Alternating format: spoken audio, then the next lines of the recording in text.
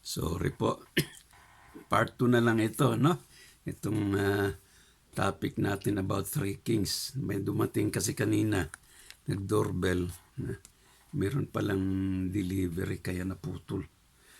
So to continue, let's take it as part 2 of this episode. No? Korea, Japan, and Philippines could be three best friends, could be three kings para sa mga, shall we say, Christians or God believers, no, who could take care between or among each other. Kung superpowers naman, andyan ang Amerika, andyan din yung China, at andyan din yung Russia. But Russia is also a communist country. China is also a communist country, but very economically developed, no? At malapit sa Philippines. And America is quite far. And medyo maproseso ang mga makikipagkakaisa sa kanila. Of course, hindi naman yan one-sided lang eh. Give and take din yan ng mga politikahan dyan, mga tulong-tulungan dyan. Kahit nasabihin may aid dyan, hindi lang aid talaga yan. Utang yan, loan na kailangang bayaran. Kaya ang laki-laki ng mga utang din ng Philippines sa iba-ibang bansa. So, Gaspar and Balthasar, si Melchor, well, no, Middle East, Persia, and then India, Arabia. So these are from far places, no, going to Bethlehem, because the three kings were guided by a star of Bethlehem. Mga parang ano talaga, parang fictitious ang dating, ano, pero these are from the Bibles, no? So as Christian, if you read this, if you try to really deepen your understanding about this, may mga providential meaning ang mga bagay-bagay nito, itong three kings na ito. Personally, I just take it na three best friends ko, or close friends, no? Best isa lang naman talaga, pero three among the best, no?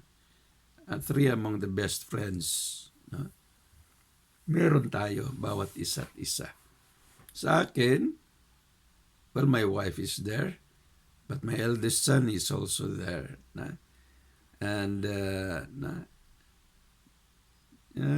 of course, fair naman tayo sa ating mga anak, pero yung eldest ko talaga rin ang very, very close sa buhay ko.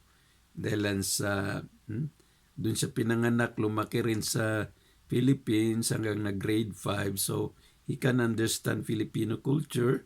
And then, kahit dito na silang 5, nag-aral, nagtapos, nagtatrabaho, nag-asawa. But my eldest could still try to visit me now and then, although may asawa na siya, and they have their own home, still he has the time, give me time to visit, kahit lang mag-peep in lang siya for a couple of minutes, just to say hello after his job, kahit na 9 o'clock ng gabi, and say hello. Kaya kahapon din na andito siya kagabi, I just tried to remind him na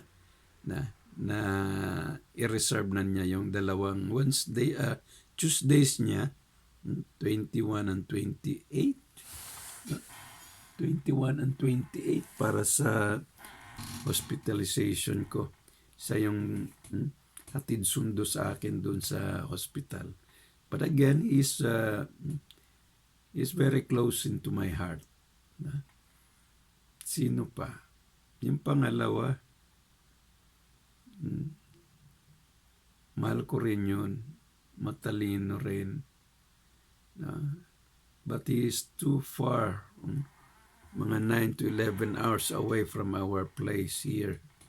So I really miss him. And yun lang, hindi siya nakauwi itong year-end vacation. Kasi he is also under medication. Naghahanda siya para sa hand surgery niya ngayong 14. All others, well, they're good to me. Na lang ako, natatawa lang ako na yung anak kong babae, siya pa talaga ang nagsadyang pumunta doon sa in-laws niya. Hindi siya kinuha ng or dinala ng husband niya to go to their in-laws. I mean, her in-laws. Pero, ganun din daw dito sa Japan. Babae nga daw naliligaw rito, hindi lalaki. Ibig sabihin, babae ang gumagastos. Kaya siguro ganun na rin. Well, ito yung mga ano. But if you know more about Three Kings, please comment down below kung ano talaga yung providential meaning ng Three Kings. Pinagdiriwang. Sineselebrate ito ng mga Christians, Catholics, kung ano talaga itong Three Kings na ito. Ang ano ko lang dito, wag lang naman. Naisip ko kasi corruption eh. Nasaan yung 3 regalong yun? Kanino napunta yun? Saan nagamit? Kung ginamit man. Andun ba yun kay Mama Mary? Kay Joseph?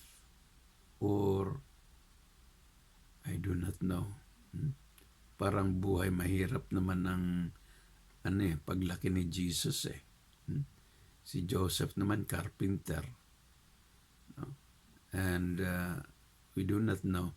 33 years si Jesus, pero ang nasa Biblia talagang yung past 3 years niya eh. So yung mula pagkabata niya at saka hanggang paglaki niya to 30 years old, hindi na klaro doon sa Bible, sa New Testament age. Well, don't be confused. I was just trying to reflect more. Today is Sunday, and yun nga, Three Kings nga rin daw. So I was just trying to reflect more on this. Okay, i-upload ko man ito, pero dalawang edition na lang ito, 2 episodes. And again, thank you very much. Happy first Sunday of this year 2025. And I hope it's fine for each and every one of us dito sa Japan. It's a bit sunny dito sa lugar namin. So, naglaba ako kanina. I hope okay lang sa matutuyo siguro ito mamayang hapon. Thank you everyone, and I hope everyone is well. Let us pray also for each other para sa protection and good health natin. And for the betterment and harmony of our government leaders dyan sa Philippines. Thank you and enjoy your day.